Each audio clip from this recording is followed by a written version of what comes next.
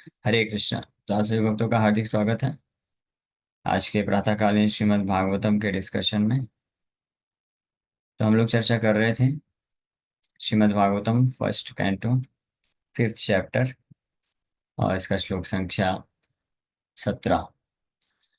त्यक्त्वा स्वधर्मं चरणाम्बुजं हरे भजन्न पक्वोऽथ पते ततो यदि यत्र क्वाभद्रम् अभूत् अमुष्य किं को वार्ताप्तो अभजतां स्वधर्मता।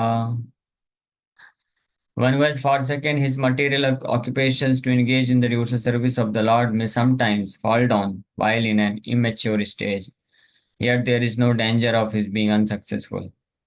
On the other hand, a non-devotee, though fully engaged in occupational duties, does not gain anything. तो यहाँ पे परिभाषा दे रहे हैं नारद मुनि वास्तविक सफलता की। हाँ, सक्सेस का मतलब क्या होता है।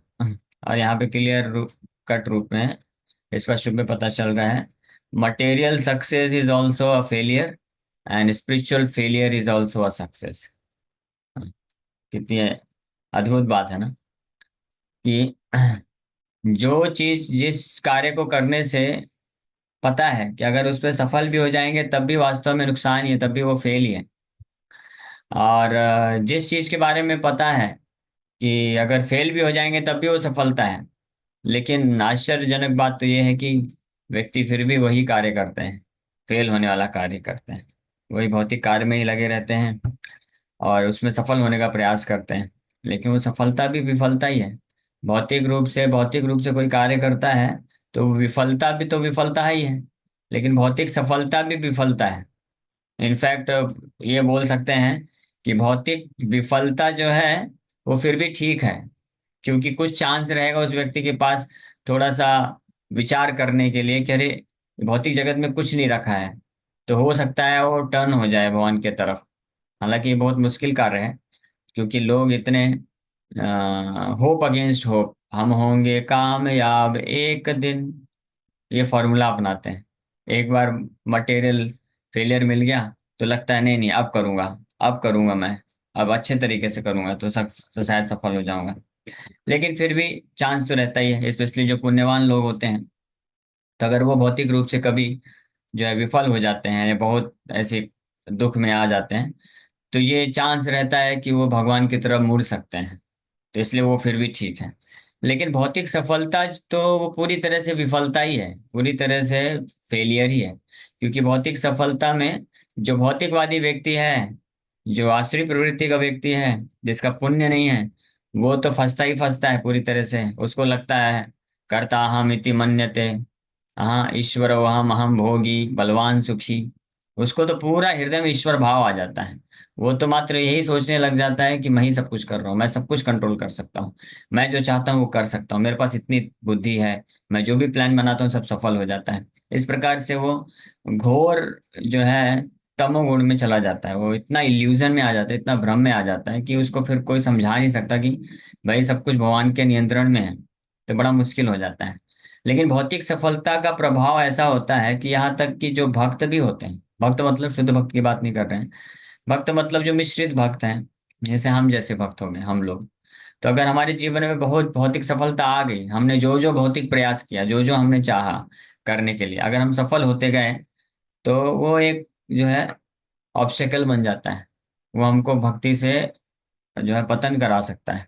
भगवान के प्रति इतना भाव फिर उत्पन्न नहीं हो सकता है। कुंती महारानी भी इसके बारे में बोलती हैं, जन्म ऐश्वर्य श्रुत श्री भी एदमानम पुमान नैवारहति त्वाम किंचन गोचरा। कि ऐसा व्यक्ति जो है वो भावपूर्वक आपका स्मरण नहीं कर सकता है। वो भले बैठ के माला जप करेगा, अभी दीक्षा ले लिया है, जुड़ा है, 16 माला जप करना ही है। तो लेकिन भौतिक सफलता जब बहुत ज्यादा हो जाती है किसी के पास, हमने देखा यहाँ तक कि भक्त लोग भी वो केवल नाम मात्र के लिए जप करते हैं और वो अपराध करते हैं। हाँ, वो सोचते हैं कि मैं तो इतना महान हूँ, मैं तो ये सब कर रहा हूँ, और ये जो साधु सन्यासी लोग हैं ये क्या कर रहे हैं। हाँ, हम लोग इनको पालन पोषण कर रहे हैं। एक बार तो एक गृहस्थ भक्त ने तो बोल भी दिया था बोला कि हम अगर पैसा नहीं देंगे, हम डोनेशन नहीं देंगे तो मंदिर नहीं चलेगा। हमारे हमारे बल पे जो है साधु सन्यासी लोग का पालन पोषण होता है। तो इस प्रकार से ये महान अपराध करने की प्रवृत्ति आ जाती है।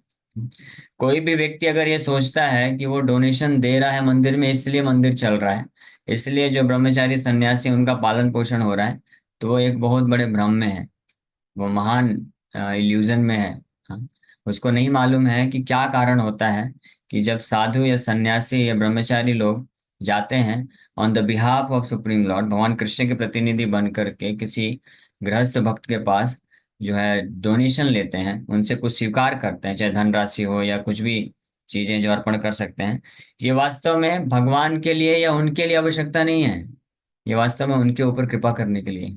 क्योंकि संसार में जो भौतिक कार्य में लगे हुए हैं, तो भौतिक कार्य में लगने के कारण भौतिक कार्य करने से हमेशा उसमें जो जो भी हम अर्जन करते हैं, चाहे धन संपत्ति हो, नेम फेम हो, पोजीशन हो, कुछ भी हम प्राप्त करते हैं भौतिक रूप से, तो वो हमेशा कंटामिनेटेड रहता है, वो दूषित रहता है, भौतिक चेतना से दूषित रहता है। भले ही कोई कितना ईमानदारी से कार्य करे, हो सकता है पाप पापमय तरीके से नहीं हुआ है अर्जन। हालांकि अब अभी की स्थिति कलयुग की तो ऐसी है कि कोई व्यक्ति कितना भी ईमानदारी से कार्य करे, क्योंकि हर कोई अभी क्या है, नौकर है, नौकरी कर रहे हैं ना, तो नौकर है। तो इसलिए बॉस जिस बॉस के लिए कर रहा है वो बॉस तो पाप में कार्य में लगा हुआ है। तो इसलिए हम उनके अंडर में रहकर कुछ भी करते हैं, जो भी हम अर्जन करते हैं वो पाप से दूषित रहता है। लेकिन अगर कोई स्वतंत्र रूप से भी करता है, उसमें भी भौतिक चेतना का दूषण तो आ ही जाता है, रजोगुण तमोगुण या सतोगुण भी। तो इस प्रकार से जो भगवान के महान वैष्णव शुद्ध भक्त होते हैं, आचार्य होते हैं या सन्यासी ब्रह्मचारी जो कृष्ण के बिहाफ में, आचार्यों के बिहाफ में हमको सेवा में लगाते हैं डोनेशन लेकर के, तो हमारे ऊपर कृपा होती है, हमारे हमको शुद्धिकरण करने के लिए। लेकिन जो भौतिक रूप से बड़े सफल हो जाते हैं ना, तो उनके अंदर ये अहंकार आ जाता है, फिर वो सोचते हैं कि हम मंदिर वालों का पालन पोषण करते हैं, तो इसलिए वो फिर वंचित रह जाते हैं। इसलिए एक बहुत बड़ी ये ग्रेट डिफिकल्टी है मटेरियल सक्सेस। लेकिन अगर कोई शुद्ध वैष्णव है, तो चाहे घर गृहस्थ गृहस्थ, मान लीजिए कोई गृहस्थ भक्त है शुद्ध वैष्णव है, तो वो इस भाव में नहीं रहता है। वो तो इस पूरी तरह से चेतना में रहता है कि वास्तव में मेरा कुछ भी नहीं है, ये सब कृष्ण की कृपा है। कृष्ण की कृपा से ये मेरा परम सौभाग्य है कि मुझे मौका मिल रहा है भगवान के भक्तों का सेवा करने का। तो वो लोग नहीं फंसते हैं, वो भले ही भौतिक सफलता भी क्यों ना प्राप्त कर लें। ऐसे कई भक्त हैं भी इस्कॉन में, आज भी हैं, आज भी ऐसे भक्त हैं कुछ, जो लोग जो अपना सब कुछ कृष्ण की सेवा के लिए लगा देते हैं, और एट द सेम टाइम बड़े विनम्र रहते हैं, उनका भाव बहुत उचित रहता है। लेकिन प्रायः ऐसा देखा गया है कि भौतिक सफलता आने से व्यक्ति और ज्यादा फंस जाता है। भौतिकवादी व्यक्ति तो फंसता ही है, जो जो भक्त भी होते हैं जो पूरी तरह से शुद्ध चेतना में नहीं है, तो वो भी फंस जाते हैं। यहाँ तक कि अपने वो सोचते हैं कि हम गुरु से भी ज्यादा महान हो गए हैं, ऐसे भी केसेस हो जाते हैं। वो सोचते हैं कि हम अपने गुरु का पालन पोषण कर रहे हैं गुरु हमारे ऊपर निर्भर है, ऐसा वो विचारधारा आ जाता है। तो ये इसका कारण एक ही है, कर्ता हम इति मन। इसलिए ये भौतिक जो सफलता है ये बहुत बड़ा ऑब्स्टेकल है सक्सेस, मटेरियल सक्सेस। लेकिन अगर कोई प्रामाणिक तरीके से भागवत की शिक्षाओं के सिद्धांत को, तत्व को अच्छे से समझते हुए कार्य करता है, तो भौतिक सफलता आने पे भी उसको भगवान की सेवा में अच्छे से नियोजित कर सकता है। लेकिन प्रायः ये बड़ा डिफिकल्ट होता है। ये एक भागवत में एक श्लोक आता है, वामन देव, वामन देव के प्रसंग में आता है, बलि महाराज के संदर्भ में बोलते हैं। बलि महाराज का देखिए कितना सुंदर भाव था ना। बलि महाराज पूरे न केवल पृथ्वी के, वो उनके पास पूरा ब्रह्मांड है प्रैक्टिकली, पूरे ब्रह्मांड के स्वामी थे। हाँ, कोई साधारण बात नहीं है। इतने इतने धनी, इतने शक्तिशाली, सब कुछ है, ऐश्वर्य सुंदरता सब कुछ है। लेकिन बलि महाराज जो है, ब्रह्मचारी के रूप में आए वामन देव, उनको सब कुछ दान कर दिए, और दान करने के बाद भी उनको जो है अरेस्ट कर लिए भगवान तो बलि महाराज को बिल्कुल क्रोध नहीं आया। ये बहुत बड़ी बात है, ऐसा संभव नहीं है, वैसे देखा जाए तो कोई भी साधारण व्यक्ति के लिए संभव नहीं है। मान लीजिए आप कोई व्यक्ति है जो 50 करोड़ रुपए डोनेशन दिया, और उसके बाद वो भक्त बोलते हैं, "या आपने क्या ये थर्ड क्लास सेवा किया है, अरेस्ट कर लो इनको, ये कृष्ण का सेवा अच्छे से नहीं कर सकते हैं।" तो वो तो बिल्कुल भड़क जाएगा, बोलेगा, "क्या प्रभु जी, मैंने इतना डोनेशन दिया मंदिर बनाने के लिए, और आप उसको बिल्कुल भी रिकॉग्नाइज नहीं कर पा रहे हैं। 50 करोड़ तो छोड़िए, अगर कोई 100 रुपए दे देता है, उसका नाम अनाउंसमेंट नहीं होगा, तो जो है दुखी हो जाते हैं, बोलते हैं कि देखो हमको रिकॉग्नाइज नहीं किया जा रहा है। हमने इतना सेवा किया, इतना हमने फॉलोअप किया, इतना प्रचार किया, इतना बुक डिस्ट्रीब्यूशन करवाया, इतना कांटेक्ट करवाया, सब कुछ कराया, हमको प्रभु जी ने ऐसे बोल दिया, ऐसे हमको रिकॉग्नाइज नहीं किया। तो इस प्रकार से ये भाव आ जाता है। लेकिन बलि महाराज के संदर्भ में देखिए, बलि महाराज ने सब कुछ दे दिया, उनको फिर भी भगवान अरेस्ट कर लेते हैं। और कैसे अरेस्ट करते हैं, बिल्कुल जो है वरुण के पास से बांध देते हैं, और सबके सामने भरी पब्लिक में।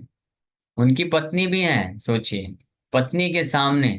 जो बलि महाराज चक्रवर्ती सम्राट है पूरे ब्रह्मांड के, इतना उनका नाम है, ख्याति है, उनके खुद के सगे संबंधी, पत्नी, बच्चों के सामने भगवान वामन देव ब्रह्मचारी के रूप में है ना, छोटे ब्राह्मण ब्राह्मण के रूप में आए हैं। उनको अपना बढ़िया सिंहासन में बैठ जाते हैं और आज्ञा देते हैं, बांध दो इसको, ये अपराधी है। दान देने को बोला लेकिन दिया नहीं मेरे को। तो बलि महाराज जो है क्रोधित नहीं हुए, बिल्कुल भी, बिल्कुल क्रोध नहीं आया। क्रोध तो दूर की बात है, वो बड़े विनम्र भाव हो गया उनका, बल्कि अपने आप को परम सौभाग्यशाली मानने लग गए। बहुत सुंदर प्रसंग है, पढ़ना चाहिए। बलि महाराज क्या बोलते हैं फिर, और प्रहलाद महाराज का क्या भाव रहता है। प्रहलाद महाराज के पोते हैं बलि महाराज। तो ऐसा नहीं कि प्रहलाद महाराज गुस्सा हो गए, हे ब्राह्मण, तुम ये क्या कर रहे हो, मेरे पोते ने तुमको सब कुछ दे दिया, फिर भी तुम इस प्रकार से उसके ऊपर अत्याचार कर रहे हो। नहीं, प्रहलाद महाराज भी ऐसा नहीं बोले। पत्नी, उनकी पत्नी आकर के भी बोली नहीं कुछ, कि मेरे पति को आपने ऐसे कैसे अरेस्ट कर लिया। एक तो आपका इतना सेवा किया, आपको इतना दान दिया, इतना सम्मान दिया, फिर भी आपने उसको अरेस्ट कर लिया। लेकिन उल्टा पत्नी क्या बोलती है, पत्नी बोलती है कि भगवान, ये आपकी असीम कृपा है, आपने बहुत कृपा किया है। मेरे पति देव जो हैं, वो पूरे ब्रह्मांड को जीतने के कारण उनके हृदय में अहंकार आ चुका था, कि मैं अपने आप को कर्ता समझते थे, कंट्रोलर समझते थे। आपने उनके सारे अहंकार को चूर चूर करके उनके ऊपर असीम कृपा कर दी है। प्रहलाद महाराज भी यही बोले, कि बलि जो है, बलि महाराज ये बहुत ही सर्वशक्तिशाली होने के कारण ब्राह्मणों वैष्णवों को प्रसन्न करके इनकी शक्ति इतनी अपार हो गई है, इंद्र भी इनके सामने टिक नहीं पा रहे थे, तो अहंकार हो गया, आपने उन अहंकार को तोड़ दिया। प्रहलाद महाराज बोलते हैं, आपने ही कृपा करके बलि को दिया था ये सब, और आपने ही अब और अच्छी कृपा करके सब कुछ ले लिया। तो इस प्रकार से ये भाव होता है, इसको बोलते हैं कि कृष्ण के प्रति अपने संबंध को पूर्ण रूप से जानना। तो उस स्थिति में कोई भी व्यक्ति ये समझ पाता है, प्रहलाद महाराज और बलि महाराज की पत्नी और जितने भी सगे संबंधी ये सब जान पाए, कि वास्तव में भगवान हमारे अपने वास्तविक सगे संबंधी हैं, हमारे असली परम हितैषी, हमारे असली पिता हैं, और हम सब उनके बच्चे, उनके दास हैं। तो इसलिए भगवान कुछ भी कर सकते हैं।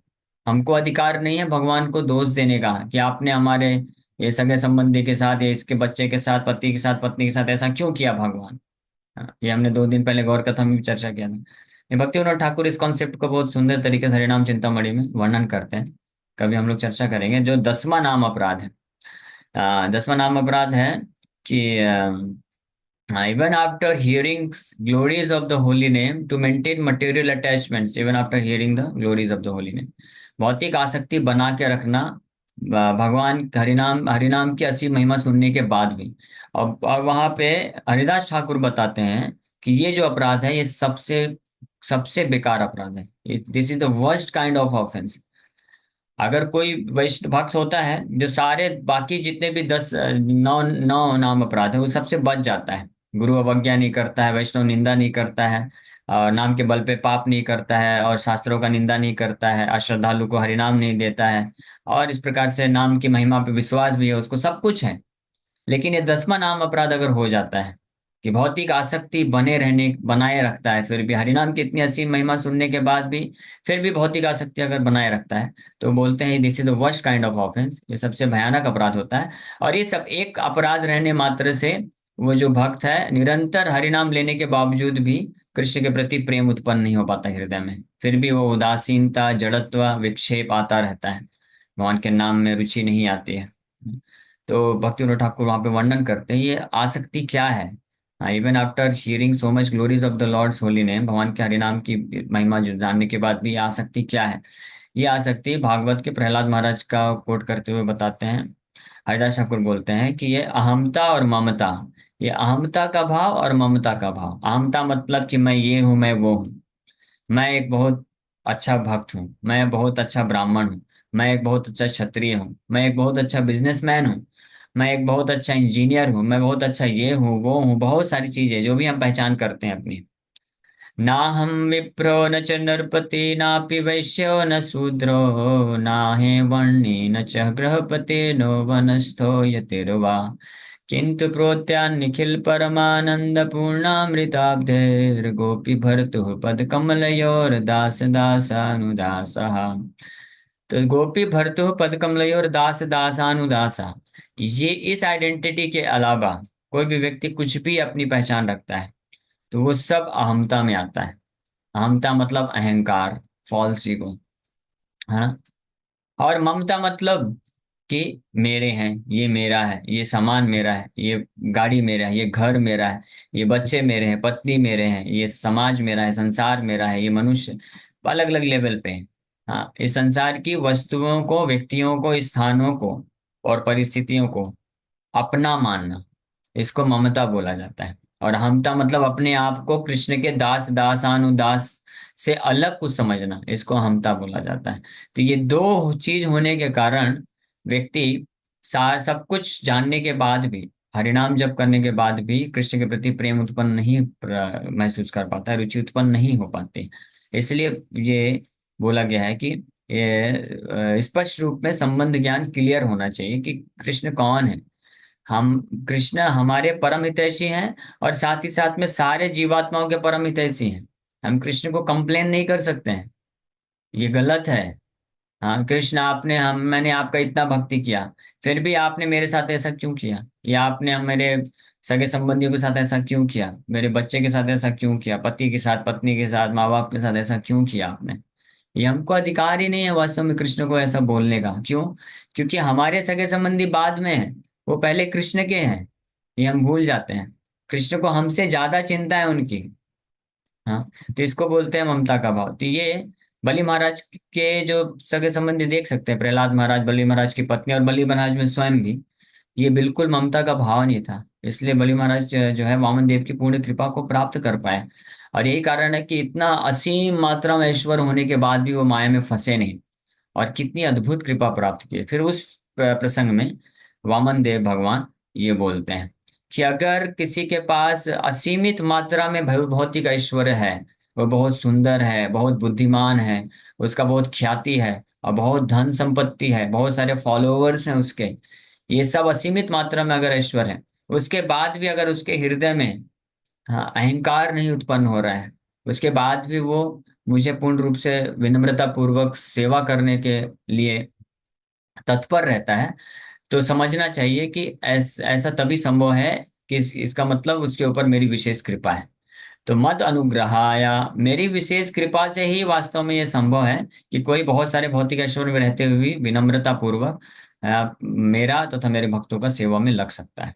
तो ये भगवान की असीम कृपा होती है। बट इन जनरल भौतिक सफलता जो है बाधक बन जाती है। हाँ, तो नारद मुनि आज के श्लोक में ये वही वर्णन कर रहे हैं कि भौतिक जो सफलता होती है वो भी विफलता है, भौतिक विफलता तो विफलता है, और आध्यात्मिक सफलता सफलता है, आध्यात्मिक विफलता भी सफलता है।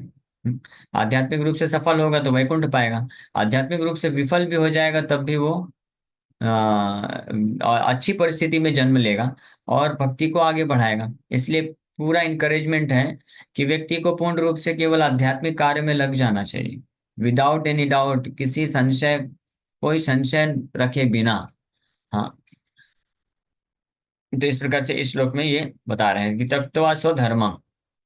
अब स्वधर्मम यहाँ पे बोल रहे हैं, त्यक्त्वा मतलब छोड़ करके, स्वधर्मम अपने खुद के धर्म को। स्वधर्मम का मतलब क्या होता है? स्वधर्म, हमारा असली स्वधर्म तो क्या है? भगवान कृष्ण की सेवा करना, ये वास्तविक स्वधर्म है। लेकिन जो जीवात्मा इस भौतिक जगत में है बद्धावस्था में, वो स्वधर्म मानते हैं अहमता और ममता को।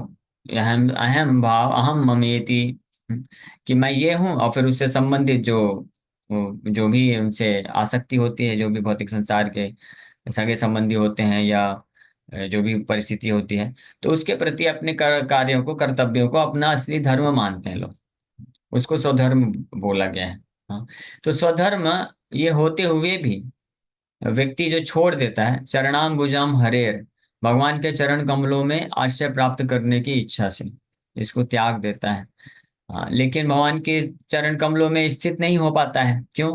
क्योंकि हालांकि इधर से छोड़ तो दिया है, लेकिन आसक्ति उधर बनी हुई थी, तभी स्वधर्म बोला जा रहा है।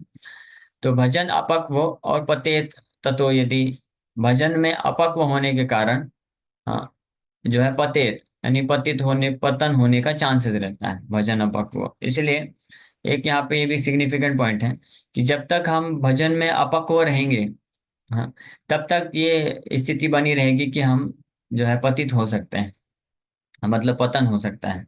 हम बार बार स्टैंडर्ड जो होते हैं भक्ति के, उससे विचलित हो सकते हैं। भजन अपक्व, भजन का अर्थ क्या है? In the course of devotional service. भजन का अर्थ है, प्रभुपाद जी बहुत सुंदर ट्रांसलेट किए, डिवोशनल सर्विस, कृष्ण को प्रेममय सेवा करना, भक्तिमय सेवा प्रदान करना, उसको भजन बोला जाता है। तो भजन में अपक्व यानी मैच्योर नहीं है, एक्सपर्ट नहीं है। जैसे रूप गोस्वामी अन्यत्र बोलते हैं, हाँ, निंदादिशून्यम भजन विज्ञम, हाँ, इप्सित संगलभ्या। ये तीन प्रकार के कैटेगरी के जो भक्त हैं, उनके बारे में रूप गोस्वामी वर्णन करते हैं। हाँ, कैसे चालू होता है कि निंदादिशून्यम, निंदादिशून्यम, उपदेशामृत में ये श्लोक आता है, nectar of instruction, verse number 5। कृष्णेति यस्य गिरितं मनसा ध्रियेता, कृष्ण इति, किसी की यश गिरी, गिरी मतलब शब्द है। अगर किसी के मुख से कृष्ण शब्द आ रहा है एक बार भी, तो कृष्ण इति मतलब एक कृष्ण नाम, the holy name of Lord Krishna, एक कृष्ण नाम भी अगर कोई लेता है, तो तम मनसा ध्रियेता, उसको मन से आदर देना चाहिए, उसका भी सम्मान करना चाहिए। यानी कोई कृष्ण का नाम जप कर रहा है तो बाकी बहुत सारे फॉल्ट्स हैं, वो सबको नेग्लेक्ट कर देना चाहिए, केवल कृष्ण का नाम जप कर रहा है ना, तो उसको प्रणाम करना चाहिए, मन से आदर देना चाहिए। दीक्षास्ति चेत प्रणतिभिश्च भजन्तम ईशम, और जो दीक्षा ग्रहण कर लिए हैं, चार नियम का पालन कर रहे हैं, और 16 माला जप कर रहे हैं गुरु के आश्रय में रह करके, भजन्तम ईशम, भगवान की सेवा कार्य में लगे हुए हैं, तो ऐसे भक्तों को पंचांग प्रणाम करना चाहिए, झुक करके प्रणाम देना चाहिए। हाँ, शुश्रूषया भजन विज्ञमनन्यमन्या, निंदादि शून्य हृदमीक्षिप्सित संगलब्ध्या। तो जो एक बार कृष्ण का नाम लेता है, मन से उनको सम्मान करिए, उनका दोष मत देखिए। जो दीक्षा लेकर के चार नियम पालन करके भगवान की सेवा में लगे हुए हैं गुरु के मार्गदर्शन में, उनको प्रणाम करिए, झुक करके पंचांग प्रणाम, दंडवत प्रणाम। और ऐसे भक्त जो भजन विज्ञम है और अनन्यम, भजन विज्ञम अनन्यम, अनन्यम मतलब अनन्य भावेन से हैं, लगे हुए हैं, और अन्य निंदादि शून्यम, अन्य किसी भी व्यक्ति की निंदा से शून्य है जिनका हृदय। हाँ, ऐसे भक्तों का शुश्रूषया, उनका सेवा करना चाहिए, प्रैक्टिकल सर्विस करना चाहिए उनका। और ईप्सित संग लब्ध्या, उनका संग प्राप्त करने का हमेशा इच्छा रखना चाहिए। उनका संग प्राप्त करना मतलब कि उनका मार्गदर्शन प्राप्त करने के लिए आतुर रहना चाहिए, उनसे जिज्ञासा करना चाहिए कि मैं भी कैसे भगवान कृष्ण की शुद्ध भक्ति में आगे बढ़ सकता हूँ, आप कृपा करके मार्गदर्शन दीजिए। और अपने हृदय की बात प्रकट करना चाहिए कि मैं ये चैलेंजेस फेस कर रहा हूँ। तो ऐसे जो उत्तम अधिकारी वैष्णव होते हैं, जो भजन विज्ञम होते हैं, उनसे हम गुह्यम आख्याति पृच्छति, अपने हृदय की बात रखना चाहिए, भक्ति में कैसे आगे बढ़े आप मार्गदर्शन दीजिए। और ईप्सित संग लब्ध्या का मतलब है कि तत्पर होना चाहिए, न जस्ट केवल for the sake of asking नहीं होना चाहिए, कि केवल पूछने मात्र के लिए चलो पूछ लेते हैं, अच्छा लगेगा, प्रभु जी को भी अच्छा लगेगा, हमको भी अच्छा लगेगा। हाँ, तो अच्छी बात है कि हम जब किसी वैष्णव से बातचीत करते हैं, प्रश्न उत्तर करते हैं, तो मन को शांति मिलती है, अच्छा लगता है, वो भी करना चाहिए। लेकिन ईप्सित संग लब्ध्या का मतलब है with the desire to apply the मार्गदर्शन, जो भी मार्गदर्शन है उसको अपने जीवन में उतारने के उद्देश्य से ये कार्य करना चाहिए, ये है ईप्सित संग लब्ध्या। और फिर भजन विज्ञम, तो महत्वपूर्ण चीज यहाँ पे भजन विज्ञम बताया जा रहा है। तो भजन विज्ञम के बारे में भक्ति विनोद ठाकुर फिर हरिनाम चिंतामणि में लिखते हैं कि जो एक्सपर्ट है, expert in performing devotional service, मतलब जो भक्त नहीं है उनके लिए भजन विज्ञम मतलब वो सोचेंगे कि बड़ा अच्छा गाते हैं कीर्तन, बहुत अच्छा हारमोनियम बजा बजा के, जो एक्सपर्ट तरीके से वो सोचते हैं। जो भक्ति में है वो बार कई बार वो लोग कई बार सोचते हैं भजन विज्ञम मतलब होता है कि बहुत स्किलफुल है, बहुत अच्छा बुक डिस्ट्रीब्यूशन कर सकते हैं, बहुत अच्छा लेक्चर दे सकते हैं, बहुत अच्छा जो डायनेमिक तरीके से बहुत सारी मल्टी सर्विसेज कर सकते हैं भगवान के लिए, वो भजन विज्ञम है। तो वो भी एक एस्पेक्ट हो सकता है, लेकिन वास्तव में भक्तिनाथ ठाकुर बोलते हैं expert in performing devotional service मतलब ही is expert in protecting himself from committing any offence to the Lord and Lord's holy name and Lord's devotees. भगवान कृष्ण के आप प्रति अपराध करने में अपने आप को बचाने में एक्सपर्ट होते हैं, कोई अपराध नहीं करते हैं। 10 नाम अपराध से जो बचता है, बिल्कुल भी कोई 10 नाम अपराध नहीं करता है उसको बोलते हैं, और इस प्रकार से सेवा करता है उसको भजन विज्ञम बोला गया है। तो ऐसे भक्त का संग लेना चाहिए, उनका सेवा करना चाहिए, और इस प्रकार से हम भक्ति में आगे बढ़ सकते हैं। तो इस श्लोक में हम लोग कल और चर्चा करेंगे कि यहाँ पे भजन अपक वो। तो इसलिए जब तक कोई भजन विज्ञम नहीं होगा तब तक ये हमेशा चांस बना रहेगा कि वो भक्ति से पतित होता रहेगा, क्योंकि भजन विज्ञ ना होने के कारण कुछ न कुछ 10 नाम अपराध में से कुछ न कुछ अपराध होते रहते हैं। तो इसलिए इसको जान करके सावधानी पूर्वक हम अगर प्रयास करेंगे आगे बढ़ेंगे तो पॉसिबल है। Okay, thank you very much. अभी समय हो गई तो यहीं पे विराम करते हैं।